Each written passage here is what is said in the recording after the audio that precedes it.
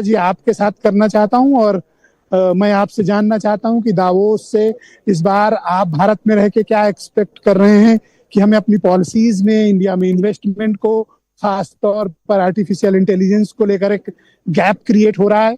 China की जो versatile और डायनामिक प्रेजेंस है, इसको लेकर आप क्या सोचते हैं और आपकी पार्टी और आपकी क्या ओपिनियन है? जी बहुत धन्यवाद आपको। एंड मुझे विश्वास है आप डेवॉस में आपको एक बहुत सारे लोगों से मिलने का और देखने का मौका मिल रहा होगा, चर्चा करने का मौका मिल रहा होगा। इस समय बहुत खूबसूरत होता है डेवॉस।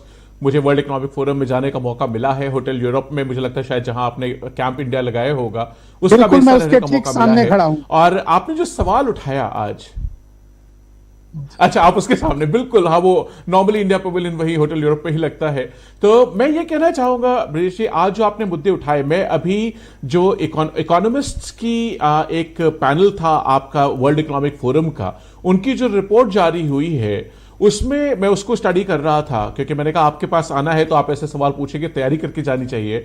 तो उसमें सबसे पहला जो चैलेंज आज इकोनॉमिस्ट ने पूरी दुनिया से 1300 टॉप इकोनॉमिस्ट अक्रॉस कंट्रीज ने 170-180 देशों से जो आइडेंटिफाई किया है, जिसमें भी आपने अपनी बात रखी, वो है जियो इकोनॉमिक कॉन्फ्रंटेशन की और आर्टिफिशियल इंटेलिजेंस की वजह से जो एक बड़ा टेक्नोलॉजिकल डिस्ट्रप्शन हो रहा है। जिस तरीके से टेक्नोलॉजी बहुत स्पीड से, पहले भी टेक्नोलॉजिकल डिस्ट्रप्शंस होते रहे हैं, क्रिएटिव डिस्ट्रक्शंस होते रहे हैं, इनोवेशंस आते रहे हैं, but the speed of technological disruption जो इस बार है वो फिनोमिनल है।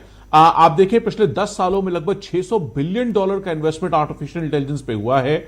और चाइना इसमें, आपके दोनों सवाल में जोड़ के बात कह रहा हूं, जियो पॉलिटिकल कन्फ्रंटेशन की, चाइना की डोमिनेंस की और आर्टिफिशियल इंटेलिजेंस की।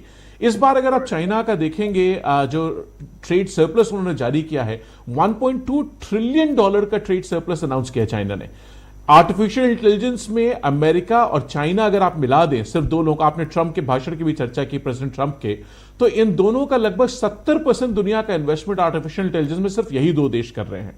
जितना डोमिनेंस होता जाएगा, ये तीनों जो लूप्स हैं, टेक्नोलॉजिकल इनोवेशन, जियो इकोनॉमिक कन्फ्रंटेशन और चाइना का डोमिनेंस और अमेरिका का रोल इस समय जिस तरीके से है, ये तीनों चारों फोर्सेस क्रिएट कर रहे हैं एक बहुत बड़ी जियो पॉलिटिकल अनसर्टेनिटी, जिससे आज दुनिया में और खासकर इंडिया जैसे देश, European Union as a trade bloc और बाकी भी लैटिन अमेरिका के कंट्रीज हो, इनके लिए बहुत बड़ा चैलेंज उभर करके आ रहा है।